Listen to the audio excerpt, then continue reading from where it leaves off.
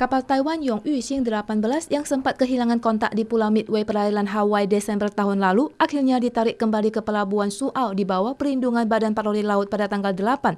Satu Kapten Taiwan dan 9 ABK Indonesia dinyatakan hilang.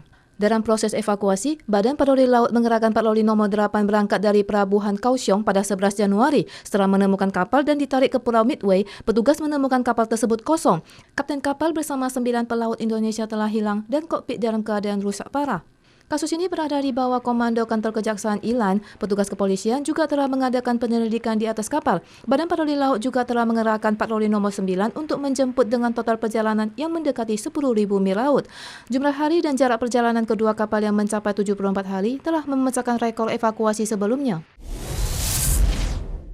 Organisasi Hak Asasi Manusia Internasional Freedom House merilis laporan kebebasan global pada tanggal 3. Terimbas pandemi mematikan tahun 2020, sebagian besar negara di dunia menggunakan tindakan otoriter dalam upaya pencegahan yang membuat demokrasi global kian memburuk dan tingkat kebebasan 73 negara ikut merosot. Namun, Taiwan yang berkinerja baik selama pandemi menjadi negara terbebas kedua di Asia setelah Jepang.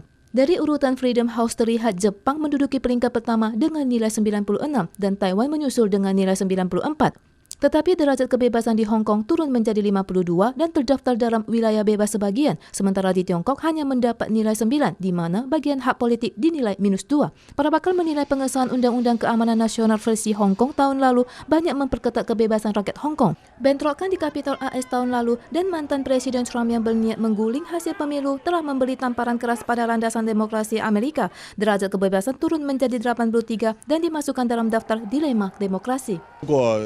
执政当局经常用外国的统计数字来证明自己的施政，有些时候也会陷入一个陷阱，因为数字是冷的，真正的自由度是人民的感受。 Namun, para pakar menunjukkan angka peringkat internasional adalah sesuatu yang mati. Otoritas yang berkuasa tidak perlu terlalu menekankan peringkat tersebut karena derajat kebebasan sebenarnya terletak pada perasaan rakyat.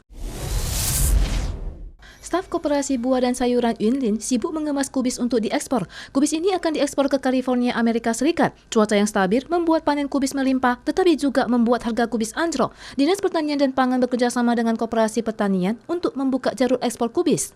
Varietas kubis awal musim gugur Taiwan memiliki kandungan air yang tinggi, renyah, dan manis yang berbeda dengan kubis Tiongkok, Jepang, dan Korea. Mereka telah berusaha mengatasi teknologi kulkas pendingin jarak jauh untuk membuka pasar kubis Taiwan ke dunia internasional.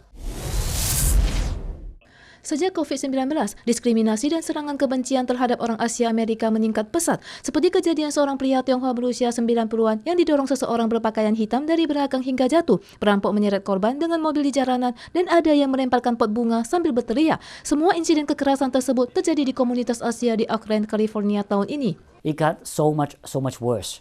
And what we are seeing, is not only increasing of the numbers, but I guess the seriousness of the attacks are getting more and more violent. Pembentukan siskamling di daerah pecinan kota-kota besar bukan lagi berita baru. Pengawasan juga diperkuat sebelum dan sesudah Imlek karena tren kejahatan rasial kian memburu. Wanita dan lansia cenderung ditargetkan. Hal ini membuat penghuni komunitas Tionghoa merasa tidak aman. Sejumlah organisasi Asia Amerika membentuk aplikasi pelacak yang mencatat total lebih dari 2.800 insiden rasial dari Maret hingga Desember tahun lalu. Pelecehan dan pengucilan lisan mencapai lebih 90% dan serangan fisik hampir 9%.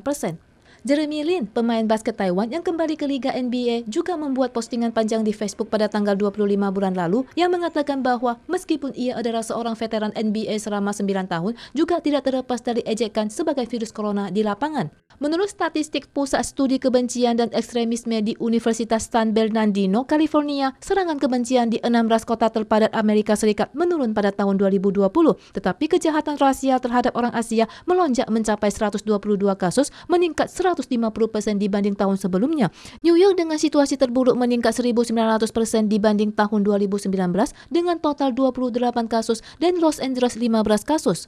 Pada tanggal 27 bulan lalu, terdapat unjuk rasa yang dihadiri sekitar 1.000 orang di sekitar barai kota New York di Manhattan. Banyak orang yang membawa papan untuk menentang kebencian terhadap orang Asia dan meminta pihak berwenang untuk memperkuat keamanan.